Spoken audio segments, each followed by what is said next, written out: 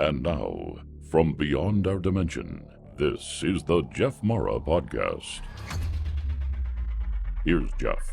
My guest is Michael Schratt, private pilot and military aerospace historian who's been investigating UFOs for over 25 years and has reviewed 50,000 UFO cases. Michael has developed a number of contacts which have had firsthand experience in dealing with classified black programs, which we're going to learn about and more. Michael, thank you so much for joining me and welcome. Hi, Jeff. Good to be with you. Michael, how did you get into UFOs and all this stuff in the first place? Yeah, it goes back to an air museum that my father took me to called Victory Air Museum, not too far from Chicago. And in this museum, they had a bunch of old World War II warbirds sitting out in a field, and they had grass going up through the wheel wells. The flight controls were tattered. They had a skeleton appearance. The paint was chipped. The windshields were cracked. And it just had this ghostly appeal. You'd see these warbirds sitting off in a field, and it just had this ghostly appeal. That was my beginning love for aviation, my fascination for airplanes. And then being close to Oshkosh, Wisconsin, gave me the opportunity to go to the biggest air show in the world for literally 30 years straight, and started looking at the unknown aircraft, the classified aircraft, things that you won't see at your air show. Started looking at the publications and university libraries and interviewing engineers who worked on these programs, test pilots who flew these aircraft. Eventually, that led into doing research at the Center for UFO Studies, 2457 West Peterson Avenue, downtown Chicago, because that's where QFOS is. And they literally have 60,000 cases there. At one time, they were the largest private collection of UFO literature in the United States. That's been moved over to Albuquerque, New Mexico with David Marler now. He's got the QFOS files now. And so I'd go there on a Sunday afternoon. They gave me access to the whole facility. I'd start going through the file cabinets, and the file cabinets were so packed you couldn't put a razor blade between the manila folders. And I just start pulling out these files, and anything that had a 3-view drawing, sketch, illustration, full color rendering, a flight path diagram, and a 3-page report, I copied it. And then when I got home, I basically modeled it up in SolidWorks. I did an AutoCAD drawing. I wanted to bring it up to modern standards. And so that was kind of my introduction to like digging into these cases. And then that eventually led into the Stringfield cases, which are the UFO crash retrieval cases. And that's what I want to go over with you today.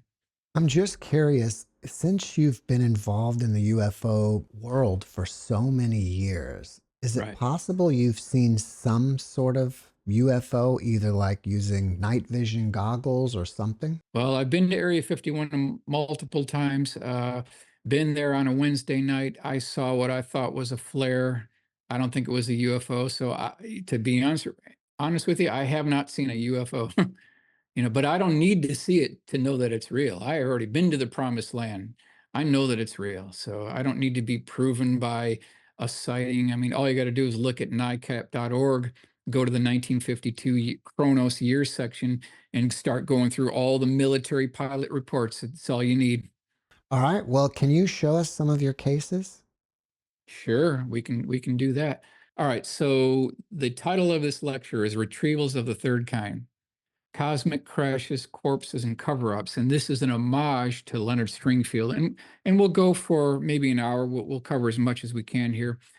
All right, so UFO crash retrievals is the ultimate holy grail of UFO research. Now, why is it the ultimate holy grail? Well, recently we had congressional hearings talking about Immaculate Constellation and a crash retrieval program and an associated reverse engineering program. It all boils down to these crash retrieval cases. And the reason why it's the most important is because that these cases contain the bodies, the debris, and the craft wrapped up into one entity. This will be the vehicle to facilitate disclosure. Anything less than that, we'll be here another 80 years and we still won't know what's going on. So that's why it's incumbent upon us to track down these legacy witnesses and get to their bosses that could perhaps get us to the physical evidence. That's what we need. A couple of quick points here. Number one, the content of each case highlighted in this presentation has remained intact per the description of the original source. Number two, the identity of first-hand sources will be protected per Leonard Stringfield's original agreement with his military contacts. Number three, the visual aids used in this presentation are computer-generated forensic composite illustrations and sketches which originated from specific details provided by Leonard's sources. So here are the sources of where Leonard got his information. 3-star U.S. Air Force generals, U.S. Air Force fighter pilots, astronauts, commercial pilots, air traffic controllers, neurosurgeons, pathologists, theoretical physicists and mathematicians, U.S. Army officers, U.S. Navy officers, military police, high-level Pentagon officials, top military brass, scientists and engineers who worked at Wright-Patterson Air Force Base and other government facilities. So this is just a brief cross-section of the caliber of witnesses that Leonard dealt with, and that's what we want. We want high-caliber military witnesses. That's what we want. Who was Leonard Stringfield? Oh, we're going to get into that. Oh, Okay, sure. I'm not good. going to leave you stranded here. Number one, UFO crash retrievals can't be real because if they were, I would have read about it in the local newspaper. Let's go back here. Number two, there are not now nor ever have been any extraterrestrial visitors or equipment on Wright-Patterson Air Force Base. This is their official press release, July 1980. So what we're going to do in this presentation is we're going to take Leonard Stringfield's firsthand military witnesses, and we're going to go up against the United States Air Force, and we're going to see who comes out on top here. So I want to introduce your audience to Leonard Stringfield. This is the man of the hour, crash retrieval expert. He's the one who coined the term UFO crash retrievals. And over a 30-year period, he collected dozens and dozens of these firsthand military witnesses. We're talking about people who were present when they loaded these things up on 18-wheeler tractor trailers and shipped them to Wright-Patterson Air Force Base. These are people who read the X-ray reports. These are pathologists, medical doctors who actually were on the autopsies. That's the type of people that Leonard dealt with. Now, we'll go over some bio points here. He was born in 1920. He grew up in Cincinnati, Ohio. By the time he graduated from high school in 1939, he already memorized the entire dictionary. So a couple points here. This is the type of guy that you want taking these reports. Now, he already memorized the whole dictionary. They gave him a nickname. He was called Webster. So this is the perfect guy for this job.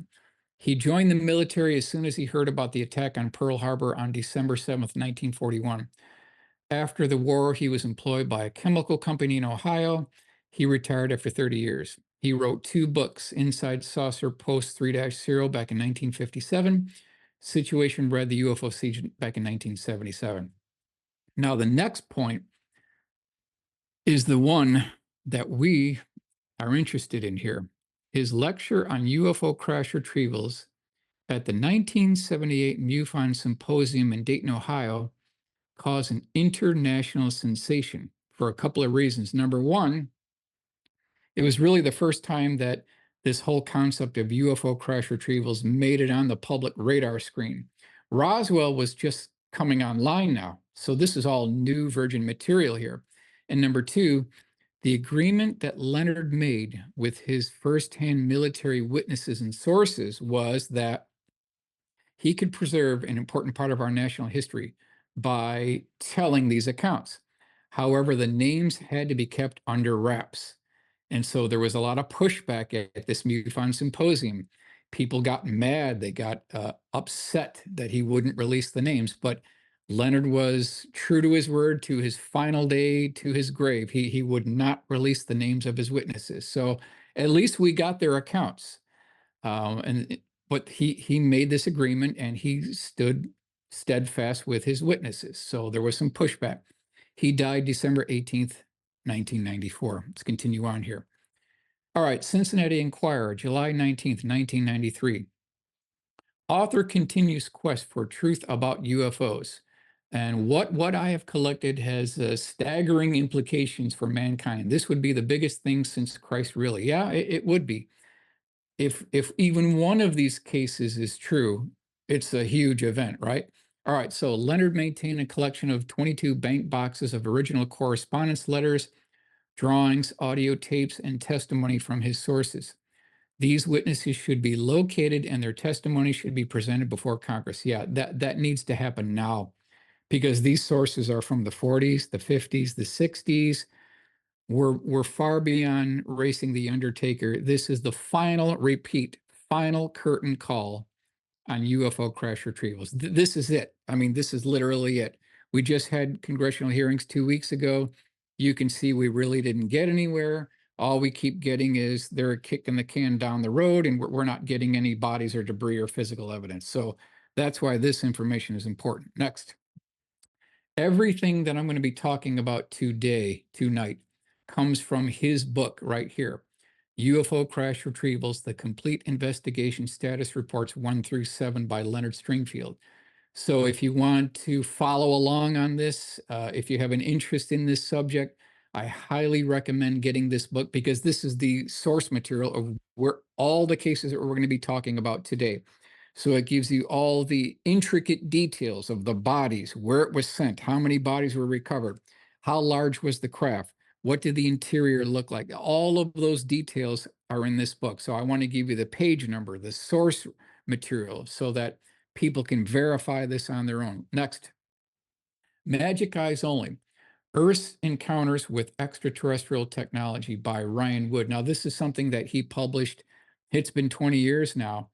This is something that he updated. And if we take Leonard Stringfield, 119 crash retrieval cases, we factor in Ryan's book that has an additional 104 cases.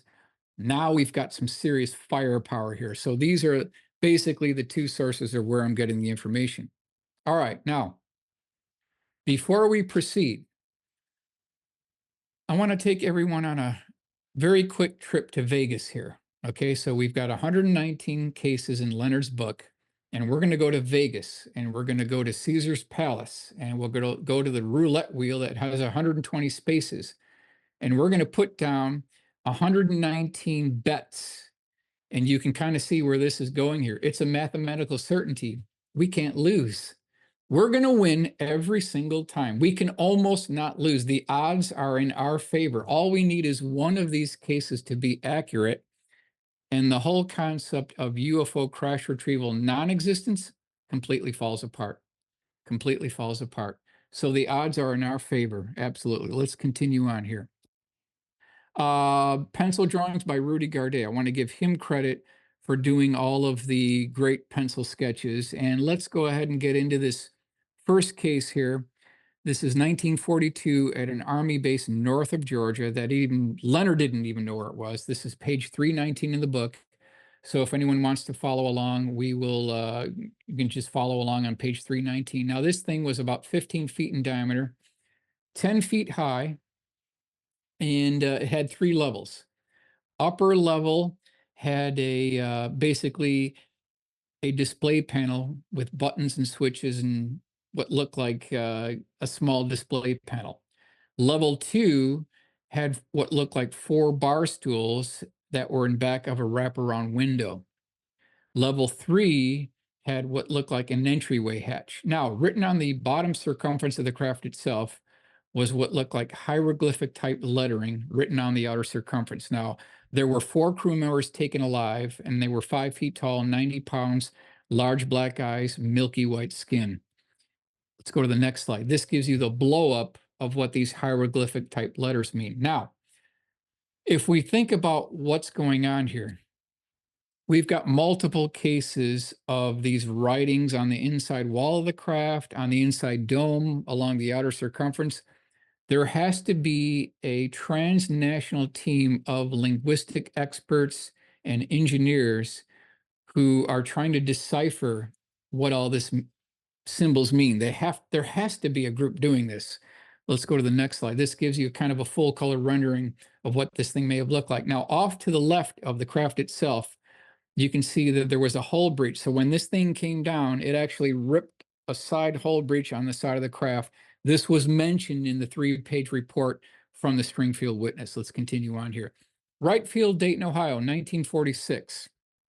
Source were 2 sources. 6-year-old boy named Tex Martin and his father, who was an avionics mechanic.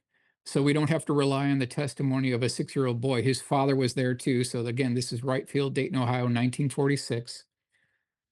UFO crash retrievals, page 242, 243 in the book. So as we go along here, I want to give people the page numbers and the references so that they can follow along. So what you're looking at here is hangar bay number 4, and Bay E is off to the left, to the right. I believe it took place in hangar Bay E, which is on the far right. Let's continue on. So we've got this 6-year-old boy. He goes to his father's workplace because he was doing very good in school. There's an adjoining cafeteria to the hangar I just showed you. And there was a janitor that thought, let me see if I can buy this nice young man a soda pop here. And so the boy asked his father if it would be okay, and the father said okay. So this janitor hands this 6-year-old boy a soda pop, and we'll go to the next slide here. And this is all in rough format here. As soon as he handed this boy the soda pop, a man came walking through this adjoining doorway, and now this boy is looking inside this hangar, and what does he see? He sees 2 18-wheeler tractor trailers with unknown tarp debris. There was a couple of Jeeps in there. There were military personnel, and he's looking inside. There was an 18-foot diameter dish-shaped craft on tripod landing gear inside the hangar. And then on the far side of this dish-shaped craft, there were at least 3 ET bodies on stretchers on the hangar floor. So what I want to do is I'm going to go to the next slide. We're going to reverse the image. And so now we can see him in the background. He's looking in the hangar. And you've got the 18-wheelers. You've got the tarps over here. You've got the 18-foot diameter dish-shaped craft. You've got the bodies on the floor here. And this is all in rough format, just getting all the monuments in place. So, working with Rudy, going back and forth, getting everything pinned down as accurate as we can possibly get from the eyewitness testimony. I'm going to go to the next slide. We'll hit you with the refined drawing. And this is what we came up with here to preserve an important part of our national history. So here we have Tex Martin in the background. This is a 20-foot diameter dish-shaped craft. It's got a ring wrapped around the outer circumference. It's sitting on tripod landing gear legs. And there was mention of these 2 tractor trailers with unknown tarp debris. And then there were 3 ET bodies on the hangar floor. And he's looking at all this. And his father saw it too. So we have 2 witnesses that saw this at Wright Field, Dayton, Ohio, 1946. So we want to take this as a guide or a template, and we will go to the full color rendering. And this is what we came up with to preserve an important part of our national history. We want to give credit to Joel Payne for doing this one. And this is what these witnesses are telling us. These first-hand military witnesses are telling us that they're seeing these dish-shaped craft in hangars. They're telling us they're seeing bodies in formaldehyde preservation fluid in underground facilities at Wright-Patterson Air Force Base. That's what the witnesses are telling us. All right, next one. Wright Field, Dayton, Ohio, 1946. So same location, same time frame. Our witness is a private who worked in records management. The source is Space, the Final Frontier, page 59 by Clark McClellan. So let me go to the cover of that book. So this shows you where I'm getting that information. I'm only going to divert one time from Leonard's publication. I did this because it's tracking with the Stringfield witnesses. Here is the original sketch within the publication. This is from the private records management. Now, this craft was about 15 feet in diameter, 7 feet high. It arrived at Wright Field, Dayton, Ohio, from a railroad flat car that came all the way from Arkansas. So once this thing was retrieved, they put it on a flat car, shipped it all the way to Wright Field, Dayton, Ohio. It had a polished chrome exterior, no visible means of propulsion. no rivets, no socket head cap screws, no fasteners, no welds. It had a series of rectangular windows wrapped around the outer circumference. I'm going to go to the next slide here. Here's my AutoCAD drawing that shows you what this thing looks like. Now, on the upper right-hand section here, I've peeled back the skin to show you this central column that ran from the bottom of the craft through the midpoint up through and terminating at the center. This thing was 36 inches in diameter. Now, if you look left of center, there is a red dot there, and this is the attempted entry with diamond tip drill bits. They could not get inside. I've got 3 other cases within the Stringfield collection where they're using diamond tip drill bits, so it's not completely unknown. Let's go to the next slide here. Here's my full color rendering. This shows you my childhood kindergarten version first pass on getting this thing illustrated. Here's Joseph Race, much better drawing. Want to give him credit. And if you look left of center on the forward front view here, you'll see that red dot. That's where they were taking diamond tip drill bits, desperately trying to get into these craft. This is what's going on here. All right, so here's the drawing from Rudy. Now, when this guy got in here, he was to deliver an important letter to a military brass, and he was met with his friend who is an MP. And his friend said, you know, I got something I want to show you. So he brought him into the back of the hangar, and there was this craft just sitting on the hangar floor. There was a tarp that was partially folded up off to the right-hand side. There was a toolbox opened up in the foreground. Off to the left, there was an electric drill with a diamond tip drill bit. So they were kind of like changing shift, and he was at the right place at the right time. So we want to use this as a guide and go to the full color rendering. And this is what Joseph came up with, just to give an idea. Now, this is 1946. This is before Roswell here. And we'll continue on to preserve our history here. Before you move forward, I'm assuming he looked in the window and saw that central column there, and that's how he knew it was there? That's what was seen. Yep, that's correct. That's correct.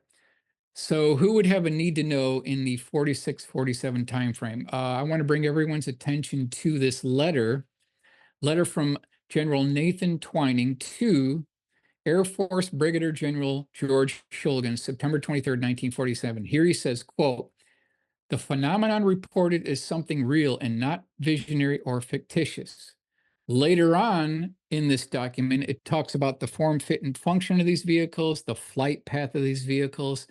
So this gentleman would have a need to know. This gentleman definitely had a big piece of the puzzle here. Let's continue on. Papagos Indian Reservation west of Globe, Arizona, January 1947. So we're still prior to Roswell here. North of Superstition Mountains.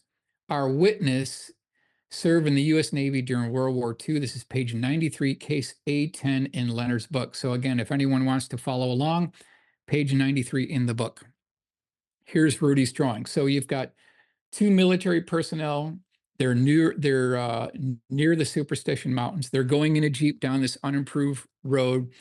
They come across 2 MPs with carbides, basically telling them and challenging, you're not supposed to be here. This is a, classified operation. Get out of here immediately. But it was too late, because they were at the right place at the right time at the very beginning of a retrieval operation. Another 100 feet down the road off to the left was about a 30-foot diameter dish-shaped craft. It augured in at a 45-degree angle. It had a low-rise dome on top. There was a series of indented windows wrapped around the outer circumference of the craft itself. There were 2 rings wrapped around the outer circumference, and they are told to get out of here immediately. So they eventually leave. So we want to use this as a guide. We'll go to the full color rendering, and this is what we came up with to preserve an important part of our national history. Now, beside the craft themselves and the bodies, I kind of have a side project. I like to track down where the debris went. Where did the hardware go for all these craft? Because we've got the craft, we've got the bodies. I want to know where the hardware went. So looking further into the Stringfield literature and reference works was a document, only one document, that talked about this place, Foote Brothers Gear and Machine Company. So according to Mr. Robert Helmold, Foote Brothers Gear and Machine Company of Chicago conducted metallurgical analysis on pieces from a saucer that crashed in Arizona back in 1947. So I started digging. I wanted to find out what these guys do here. What does this company actually build? And it says here, it makes gears as large as 21 feet in diameter and weighing 45,000 pounds, and others small enough to put on a watch chain. Its gears are found on airplanes of all types, including jets and helicopters. In a year, it will make thousands of different gears for use by industry. Let's go to the next slide here. This is Hendricks Commercial Register, 1909. And you can see the size of the gears that these people are making here. Now, why would this be important? Because if the government or the army retrieved pieces from this craft and it had kind of an arc radius with teeth that resembled a gear, they would want to send it to a company just like this that has experience with small gears that fit on a watch and large gears that are basically the size of a grown man. This is the perfect company to be sending debris. So it checks all the boxes. Let's go one more here. Purchasing agent, May 1923. You see the size of the gears these guys make. It's making perfect sense. You absolutely want to send it to this location. All right, next one. White Sands Missile Range, July 4th, 1947. Our source is a technical sergeant, U.S. Army Air Force, page 196 in the book. Now, this thing came down at night at the upper boundary, and you can see the boundary of White Sands in yellow here. It was at the upper boundary of White Sands Missile Range. Go to the next slide. Now, again, this thing was at night. Came down at about a 25-degree angle. The whole scene was excruciatingly well lit. So they had light all shining down on this thing. They had searchlights, they had spotlights. They had people with Geiger counters walking around this thing, checking for radiation. They had people with still cameras snapping away, taking photographs. They had others with motion picture film cameras. This thing was all documented. Let's go to the next slide here. Here's the full color rendering by Joel Christopher Payne. Want to give him credit. So you can kind of see this is what this thing looks like. And this thing was like so beautifully well lit up. What is the takeaway that we want to take away from this particular retrieval operation? This is the actionable item. Since still photography and motion picture film was recorded of this event, senators and congressmen with the appropriate security clearances should track down and utilize this evidence for future public hearings. However, there's a problem with this, right? Because these senators and congressmen in Washington, D.C., number one, they don't have a high enough security clearance. Number two, they have not been read into these programs. So how can they get access to these programs if they don't have a high enough security clearance? They've never been briefed on this. So that's, again, the spinning wheels. We're not getting anywhere with the congressional hearings. You see why here. They haven't been cleared on this. They don't have a high enough security clearance. Next one, UFO crash retrieval 1947. Of all places, a warehouse at Berkeley University. We know the guy's name. He's deceased now. His name is Albert Bruce Collins. He was a metallurgical engineer. Again, if anyone wants to follow along, it's page 197 in the book. So we've got Berkeley University. We've got this engineer. He's at the right place at the right time when this 18-wheeler tractor trailer lowboy truck backs into a warehouse at Berkeley University. And here we have him off to the left here. And what he said he saw was an egg-shaped craft 30 feet across, 15 feet high. He said there was an absolutely massive crack on the side of an egg. It literally looked like a cracked egg. There was a yolk in the interior that was 36 inches in diameter. Now, on the forward portion of this craft itself, there was a composite panel. There was another composite panel that wrapped around the outer circumference of this central yoke. And he also said that on the bottom right of the craft, there was debris sticking out like shrapnel, like an internal implosion. So we want to take this as a guide, and we'll go to the full color rendering. And you can see here, there's our full color rendering. So this is at a warehouse at Berkeley back in 1947. It could still be there today. We don't know for sure, but This is according to the first-hand witness. Let's go to the next one. Carrot Patch, south of Salinas, California. This is July, August 1947. Witnesses are two workers who were in a nearby field. They were 19 years old. Now, this thing came down at night. The foreman knew about this because this thing came down at night, the night prior to. The morning when the two guys showed up for work, this foreman came over to these 19-year-old workers and I said, I think you guys need to see something here. So he showed them this craft. And I'm going to go to the next slide here. This is the original sketch that came with the report. This is not a large craft. This is 9 feet in diameter, 4 feet tall. It has kind of a flat top, has a double row of indented windows wrapped around the outer circumference of the craft itself. Let's go to the next slide. And in this case, X marks the spot.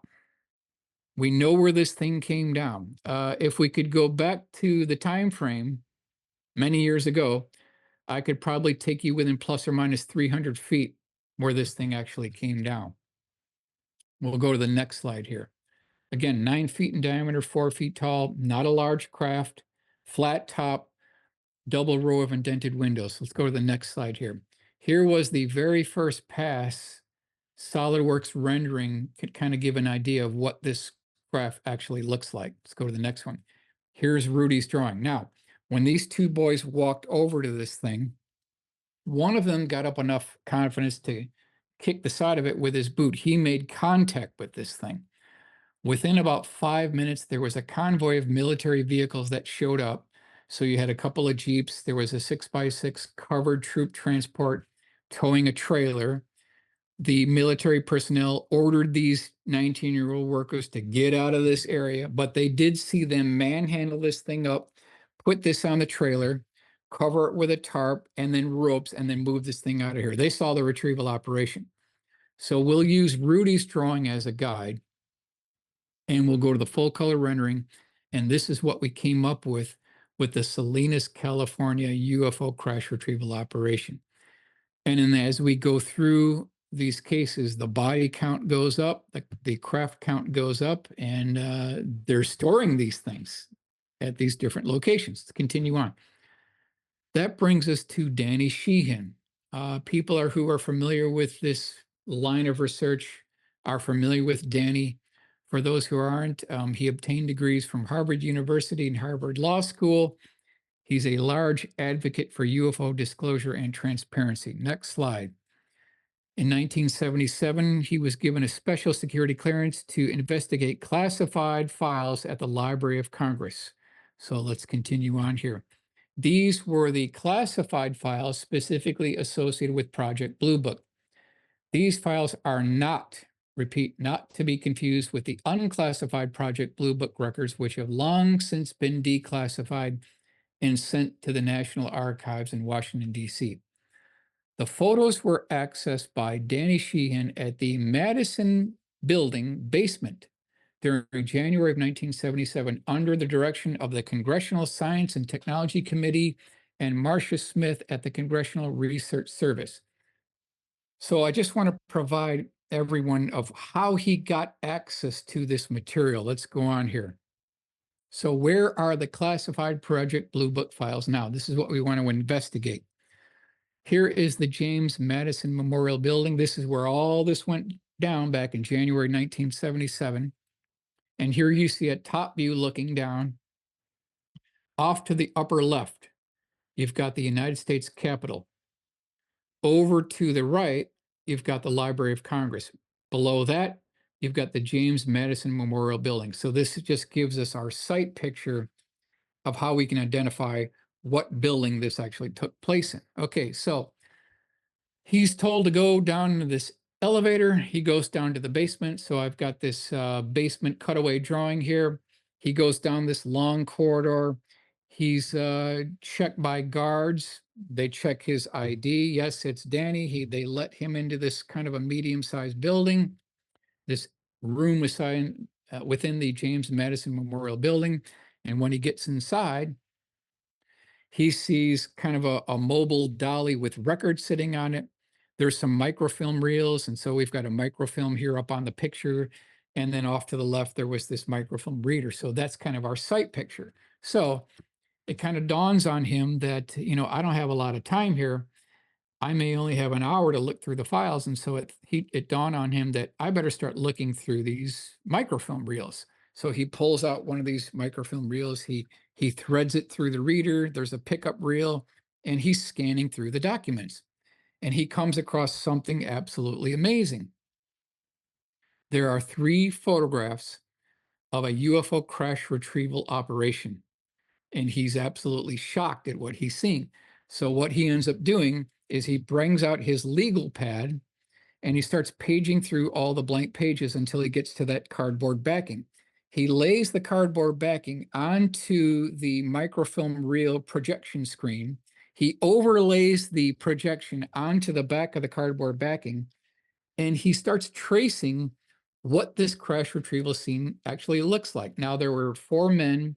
It was a winter scene. They were all wearing parkas. 3 of them had still cameras. 1 had a dual reel motion picture film camera. And then on the upper dome of the craft that was 30 feet in diameter, at the bottom of the upper dome were these hieroglyphic type writings or markings. And so he started tracing 1 to 1 what these markings look like. So let's continue on here. So what did it look like? Here is the napkin drawing that Danny did for me and Rudy about 3 months ago at a restaurant south of Los Angeles. And we were doing this in real time here, and he's explaining what this thing looked like. So I had Rudy do a rough drawing of what it might look like. So let's go on to the next slide. These are what the photos depicted. So there was a 30-foot diameter dish-shaped craft. It was tipped up at a 30-degree angle. It had a dome on top with strange hieroglyphic type markings. When this thing augured in, it left a debris trail, and off to the right, there was a mound of dirt that built up. The photograph depicted 4 men wearing parkas. They had their hoods up with this furry flange. That was seen there. 3 men had still cameras. A 4th guy had a motion picture camera. Now, there was no date and no location. So I'm just going by the period correct time frame of when these dual reel motion picture film cameras were used. And the best date that I could come up with is 1948 to 1961. I could be wrong. I don't know for sure, but that's the best date that I could come up with here. So all 3 men had these winter parkas with a furry fringe around the hood. We've seen these before. Like if you go down to a sports store, this is what you would see. All guys in this scene, all 4 men in the scene were wearing this. 3 of them had period correct still cameras. A 4th guy had a dual reel shoulder mounted motion picture film camera. So we just forget about the tripod here. This is what this guy was using to document the whole scene here. And these are what the hieroglyphic writings look like that were wrapped around the outer circumference of this dome on top. So let's do a little bit of a cleanup here. These things wrapped around, they were probably a double repeating pattern around the lower circumference of the upper dome here. So the refining process, I want to take everyone through the refining process, and we're going to lead on to the refined drawing here. So here you see Rudy's first pass rough drawing. We're just kind of getting the scene laid out here. Let's go to the next slide here. So now you've got the men in place. You've got the buildup of the dirt to the right. We've got the tip-up angle. There's a very low hint of hieroglyphic type writing. Let's go to the next slide here. Now you can see the men are a little bit more in detail. We've got a tip-up angle. We've got the low-rise dome on there. Let's go to the next slide here. Again, the dome is in place. We've got the people in there. Now, when I showed this to Danny, he said, well, guys, you kind of got the right concept here. And this is after, a week and a half of going back and forth. I was getting frustrated. I didn't think we were going to get this thing pinned down. What he said is, you need to rotate the whole scene at least 90 degrees counterclockwise. So our orientation was incorrect. We kind of got the scene right, but the orientation was incorrect. So we need to rotate at least 90 degrees. So here you see the rotation process. This is direct side view head on now. We've got the people in place. And when we came to this drawing, he said, yeah, now you guys are going down the right road, but the problem is your tip up angle is 45 degrees. You need to come down another 30 degrees. So when we included all of those corrections and revisions, this is the refined drawing that we came up with. And this is just about as good as we're going to get, with the exception of seeing the actual photographs. This is about the closest we're going to get. And this is signed off by Danny as being extremely accurate. So we've got the tip up angle, we've got the low rise dome, we've got the markings, we've got the winter scene, we've got the 4 personnel with the parkas, still cameras, motion picture cameras, very accurate. However, I wanted to see if I could take it to the next level. So I put out a contest. I had a $100 cash prize, and I had people from all around the United States. I had people from all around the world send me in entries. So I want to go over some of these entries here. I won't go over all these bullet items because we already talked about this, but it had to fulfill this criteria. Had to be 30-foot disc, had to be tip up angle, had to be a winter scene, had to have 4 people. And before we go into the results, I want to talk about this whole concept here. There is a theoretical limit to what results you can achieve by typing prompts into an AI image generator. You still need the human touch. So bottom line is you can spend all day typing parameters into an AI image generator, and you will not, repeat, you will not get the results that you want. It'll spit out something close, but you won't get exactly what you're looking for. We still need the human touch on this stuff. So what you end up with here is, in point of fact, a hybrid illustration. So you use AI for the background. You use 3D Studio Max or SolidWorks to model up the craft. And then you use kind of like something like Photoshop to bring in monuments and people. That's the only way you're going to get to where you need to be. All right, so let's continue on here. Here was illustration by Sean Lenahan. Guy did a good job. It's a mobile attempt. It gives you a good idea of what this scene looked like. So he's got the craft, he's got the writing, he's got the winter scene, he's got the 4 men. They all have the winter parkas. The guy did a good job. Let's go to the next one here. This is a little bit of a different style. Ben Lewis did a good job. He's got the winter scene, he's got the tip up angle. Everybody's wearing winter parkas, so that looks good. This is the one that I felt won the cash prize. Very accurate. This is the one that won the award. He's got the people in place. He's got the tip up angle. I thought this guy did a really good job, so I paid him the money, no problem. However, I want to mention that there was a late entry into the contest, and I thought, yeah, this guy did a good job. I'm going to hit you with that one. And ladies and gentlemen, this is about as good as we're going to get. We're at the bleeding edge of technology here. This is the theoretical limit of what we can achieve with AI at this time. This is just about as good as we're going to get. So to kind of wrap this portion of the story up, Danny, after he did that sketch on the notepad, he starts walking out of this facility, and he's challenged by one of the guards. And he said, what's that? And Dan said, well, that's my notebook. And so this guy said, I want to see that. So this guard starts paging through all the blank pages in Danny's notepad. He never made it to the cardboard backing. So Danny walked out the facility with a sketch of what this hieroglyphic markings look like. So it's an interesting concept, interesting idea. All right, so $64 million question. And this is from a Stringfield witness here. Where are the top secret files on UFO crash retrievals being stored? $64 million question. According to the Stringfield witness, they are kept in 3 large computer banks spread throughout the country. Number 1, Wright-Patterson Air Force Base, Dayton, Ohio. That's no surprise. We already knew that. Number 2, CIA headquarters, McLean, Virginia. Number 3, NSA headquarters, Fort Meade, Maryland. So these are only 3 locations where they're keeping the files on all this. Now, this guy kind of had a parting remark here. He said, quote, They will bend in any direction to keep them secret. And yes, they do.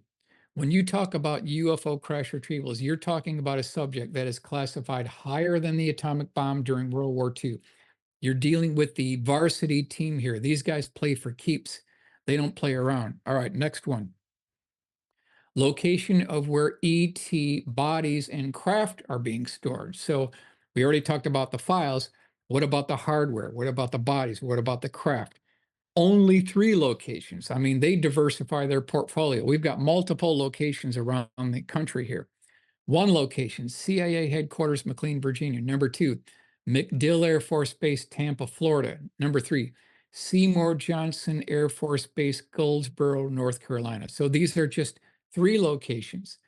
So if these senators and congressmen, if they're serious about what they're talking about, because they want to get to the evidence, and they always talk about we have a lack of evidence. Well, I just presented to you 3 locations from firsthand military witnesses that have seen the bodies and the craft. They know where this is.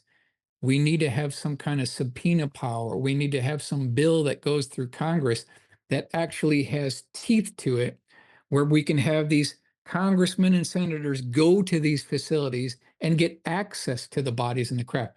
If we don't get this passed in Congress, if we don't get something that actually has teeth to it, all of us are going to be here another 80 years and we still won't know what's actually going on. And so it's imperative for us as a team of united coalition researchers to track down these legacy witnesses, because congressmen aren't doing anything. They're just not getting there. We need to track these things down, get to their bosses, and then get the congressional hearings up and running. That's what we need to do. Let's continue on here. C-119 flying boxcar, Sierra Madre Valley, Mexico. This is prior to 1951. I think it's 1948 when this all went down. Our Stringfield source is an engineer. He worked in highway construction. This is page 32 in the book. Let's go to the next slide. Now, how do we know how large this craft was? It's simple. It's a mathematical certainty.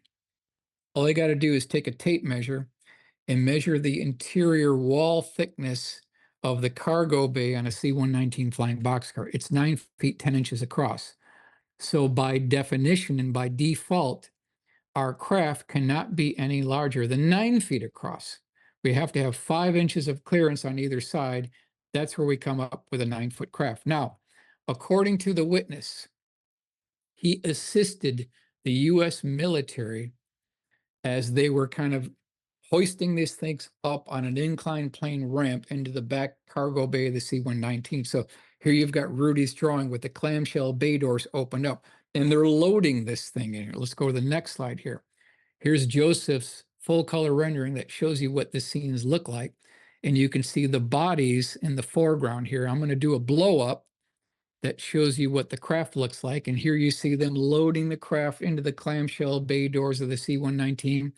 Let's go to a blow up here of the bodies. Now, when the source came over to the bodies, he knelt down and he said that when I touched their faces, they were so burnt that their skin came off on my fingers. So this was not for the faint of heart. This was a gruesome scene, but this is what this military witness is telling us here. Let's continue on here. Naval Air Station, Sunnyvale, California, 1950, Hangar 1. Couple of things. Number 1, our source is a radar operator. Number 2, this hangar still exists today. So you can drive by this thing. You can get up close to this thing. I've been in this hangar. Now, there have been reports throughout the decades, because this thing was used during World War II as a blimp hangar for the Navy. This hangar is so huge, it has its own weather inside. And this is case B5, page 57 in the book. So we've got our military witness. He kind of goes through these double doors. He accidentally gets into the hangar. And what does he see? He sees a 100-foot diameter dish-shaped craft sitting on the hangar floor. It had a low-rise dome on top. There was a series of porthole windows wrapped around the outer circumference, and he's challenged by a guard. You're not supposed to be here. When he left, he told his mother later on, quote, "It was certainly no aircraft of ours." This was his assessment. Now I'm going to go to the full color rendering here. This gives you an idea of what this thing looked like back at Hangar 1 in 1950 at this old Navy blimp hangar. Let's go on to the next one. Albuquerque Journal, March 18th, 1950. Hundreds at Farmington report large force of flying saucers. So this is 1950, Farmington, New Mexico. Why is this important? Because during the early 1950s, there was a call by the United States Air Force to our pilots to shoot these things down. So here we have Cincinnati Enquirer, July 29th, 1952. Shoot saucers down. Jet pilots so ordered in 24-hour air alert. Let's go to the next one here. Jets on 24-hour alert to shoot down saucers. Jets keeping 24-hour alert for saucers. Pilots ordered to down objects if they don't land. Here's the one to the right here. On the saucer trail, pilots told, shoot them down. So here we had multiple pilots chasing after these things, trying to shoot them down, and they got it all on gun camera footage. Where is this footage? One of these could be rolled out in congressional hearings, and we've been living in a different world right now, but they won't do it. Congressmen can't get access to the motion picture film reels here. This is the F-94. If anyone wants to see one of these aircraft up close, there's really only two places you can do it. In Tucson at the Pima Air and Space Museum, that's off to the left, and it has the flaps in the closed position. If you want to see it with the rocket flaps in the open position, you got to go to the Air Force Museum in Dayton, Ohio, and you'll see that aircraft, the F-94, with the rocket flaps in the open configuration. So here's Rudy's drawing on what one of these intercepts may have looked like. And then this is my full color rendering. And this went on multiple times. In point of fact, this happened so much that we lost multiple pilots and craft over this. This is what the government doesn't want to talk about. Here is Shoot Them Down, the Flying Saucer Air Wars of 1952 by my Frank Ficino. So I want to give him credit. He went through a tremendous amount of reports from the U.S. Air Force, paperwork, documentation to comprise this book here. And absolutely, this did go on. The Air Force doesn't want to talk about this, but they lost multiple pilot and crew during the early 1950s. So much so that they rescinded the order. They no longer told the pilots to shoot these things down because they were losing pilots and craft. That brings us to this letter. Letter to Leonard Stringfield from Mildred Bissell, October 2nd, 1979. I'm just kind of rip through this here. Here's what she says. I heard you speak at the MUFON Symposium in Dayton last year, and I'm interested in your research on retrievals of the third kind. I gave a talk at a local library last week, and in the discussion period following, a fellow told me that when he was a gunner in the Air Force, he had emptied his guns on a UFO and had taken pictures with his gun camera that clearly showed the shells exploding against the side of the craft. He said the camera was taken off the wing of his plane when it landed and the pictures developed. At 2 a.m., a couple of military policemen came and got him out of bed and took him to the base auditorium. They ran the 17 seconds of movie of the UFO over and over and questioned him and two other crew members until 10 a.m. He was warned never to tell anyone what had happened. He said he had a wife and a family and a good job and a lot to lose.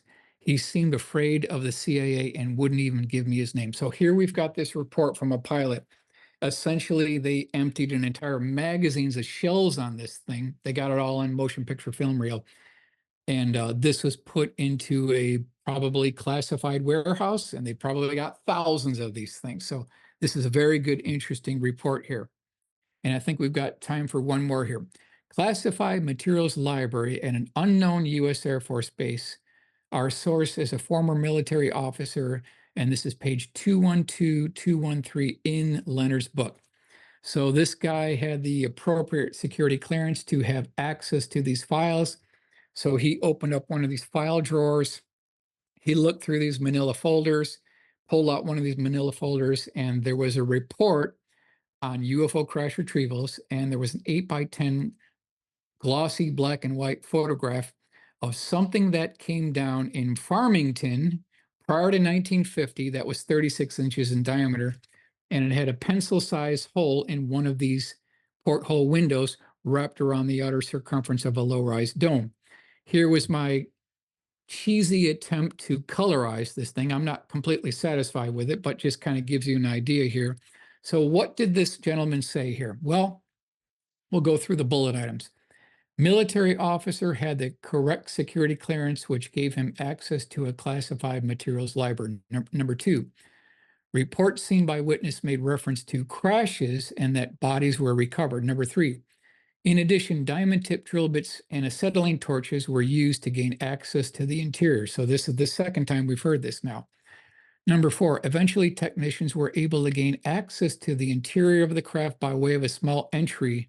The report said, referring to the door, that it was almost as if the metal of the craft liquefied and then solidified again. So here's again this report of the seams of the hatches of these craft are so fully integrated into the outer skin of the craft itself as to become invisible, like liquid metal. That's what these witnesses are telling us about these vehicles. We'll do one more here. The Pentagon, 1952.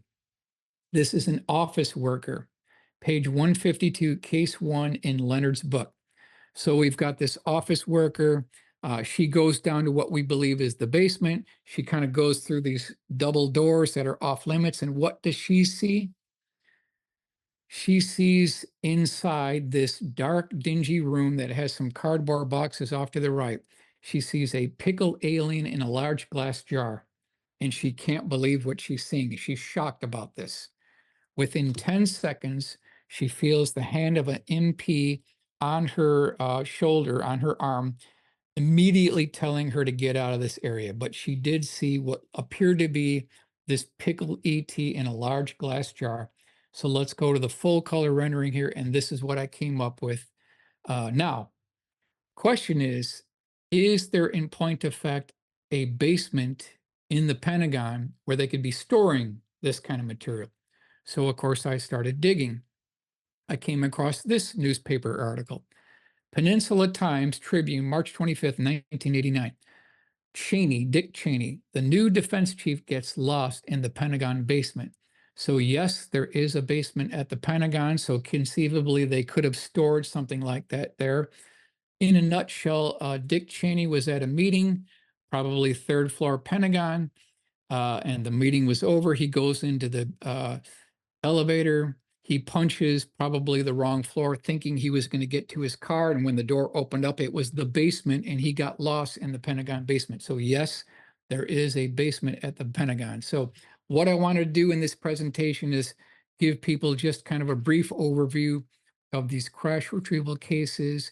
And what we want to do is preserve an important part of our national history by committing these to refined drawings and sketches and illustrations so that we can make these cases come alive. We need to track down these remaining legacy witnesses, get them to go to open congressional hearings so that we can bring all of this out in open congressional hearings. And I want to thank you, Jeff, for giving me the opportunity to join you today. And I will stop sharing my screen. Michael, thank you for giving us that presentation. You've done an amazing job. Do you think it's possible that many of these witnesses or sightings of these crafts were done very quickly, and so these people made these estimations on the size and the shape? And so what I'm getting at is, do you think perhaps many of these UFOs were almost identical, even though they're just kind of, described differently, like they could be a fleet of ships? The best way to answer that question is in some of the cases, this is a glancing view, a fleeting view, only maybe a few seconds to a minute. That's the case in some of the Stringfield witnesses. Other witnesses were at the retrieval operation from beginning to end. So they were there for perhaps hours, maybe even days. So to answer the question, it's a mix of both. And some of the craft could be similar type vehicles. They may be one and the same. There's absolutely some overlap here. I'm sure of it. A lot of these witnesses might be describing the very same craft, but there's different configurations here. Some of these things look like eggs. Some of these things look like saucers. Some look like cigar-shaped craft. So we've got multiple different configurations. Why do you think the saucer shape itself is the most common one used? Mhm. Well, it looks like when we're really peering into this, we're looking at multiple things going on here. So certainly there is a man-made contingent to this. A large percentage of these could be our own craft, tested by the US military. That's absolutely going on. And you can see the configurations of these vehicles have changed through the decades. So in the 40s and 50s, we had the dish-shaped craft. Then we move on to the 60s with the cigar-shaped craft. Then we move on to the 70s and 80s with the boomerang-shaped craft. And then in the 90s, and then going into the 2000s, and today we've got triangular-shaped craft. And now we've got drones and we've got platforms. So as the decades progress, the configuration changes. But just to get back to your question, a lot of these craft were mimicking the form, fit, and function of retrieve vehicles. And so those early 40s crash retrievals were dish-shaped craft. So they were making replicas based on the originals. Why do you think Wright-Patterson was the go-to place to bring these crafts? Yeah, simple answer. Because Wright Field, Dayton, Ohio, later to become Wright-Patterson Air Force Base, was ground zero because they had the aeromedical lab there, so they could check biologics, and they had the foreign technology division there, so they could test the tensile strength of the skin of these craft itself. So that's why Wright-Patterson Air Force Base was really the clearinghouse for these type vehicles. Well, it makes sense to me that you are saying that some of them are man-made because while watching your presentation, I felt like there are a lot of crashes going on here. Why That's are right. so many crashing? There's a couple of answers why they're crashing. Number one is that we could be dealing with a rogue element within the military industrial complex, separate from our own things that are crashing from test flights. We could be dealing with a rogue element that has broke away and is targeting, tracking, and shooting these things down using directed energy weapons, using scalar weapons to exploit the advanced propulsion systems and weapon systems associated with these vehicles. And that appears to be what is actually going on. I believe many people say that the ETs would never let us get into World War III with a Mhm. nuclear exchange. But I feel like the ETs may have been around for centuries. And if that's true, then why did they let us bomb Hiroshima and Nagasaki? I know. I often think about that question too. Would they save us in a World War III nuclear scenario? They didn't stop Hiroshima. They didn't stop Nagasaki. So what's going on? Maybe they have a non-interference policy. Difficult to say. However, we could also be dealing with multiple different things because even Jalen Hynek knew that if the whole solution to UFOs was just extraterrestrial spacecraft, how boring that would be. We could be looking at multiple things going on, converging at the same time frame. So we would have test flights of man-made craft. Then we have possible extraterrestrial craft. Then we have interdimensional craft. Then we have extratemporal craft coming from a different time zone. Then we would have unidentified submerged objects. So now we've got USOs, and all these things are causing the waters to become murky, and no one knows what's really going on. Now you factor in all the disinformation from the CIA and the defense contractors. It's difficult to determine exactly what's going on here. And now we're seeing drones going on, probably from Chinese government. We don't know for sure, but now we've got that coming into the mix. And so it's not easy to determine exactly what's going on. But one fact we do know is that there is a percentage of man-made vehicles that absolutely are crashing. And that is absolutely going on.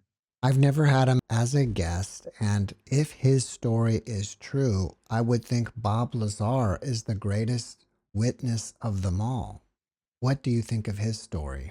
I maintain an open mind on the Bob Lazar story. Now, there is a documentary coming out early next year that should answer some questions, but right now I have an open mind.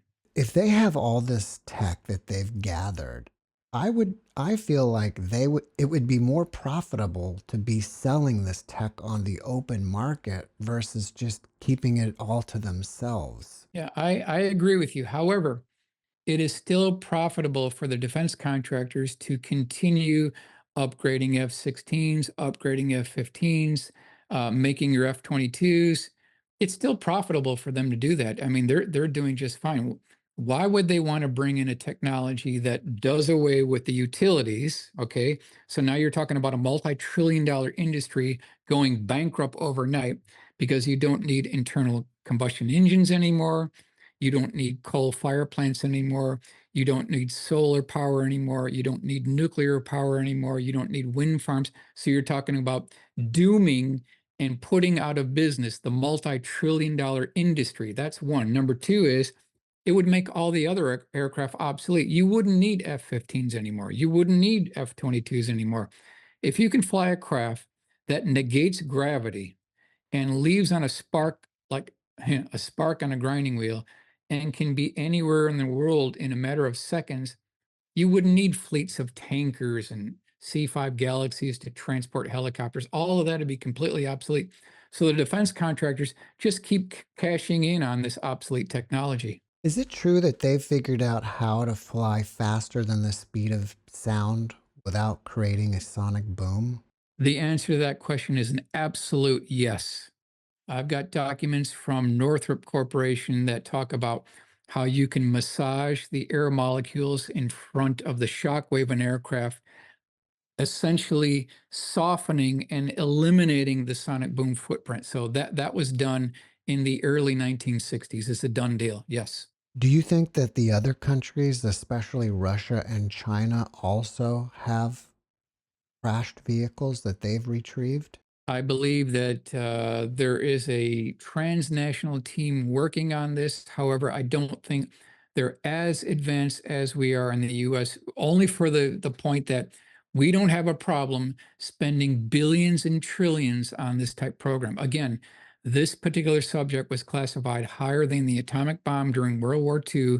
It was classified above top secret. And that's where Timothy Good got the name of his book, Above Top Secret. It comes from that classification. What do you think about the jellyfish video? Yeah, Do you think that was real? difficult to say. I just can't form an educated assessment on that. Some of these things, they don't look like nuts and bolts. They almost look biological. So difficult to say what that is. How much of the tech do you think is in the open market? I guess to be more specific, like, do you think the transistor came from ETs, fiber optics, and anything else? I will answer that question with a quote from former Mercury astronaut Gordon Cooper. Now, prior to his passing, he was friends with a guy named Daryl Miklos. They had been friends for years, and I interviewed this gentleman on camera, and it's been 5 years now. I got about a 2.5 hour interview.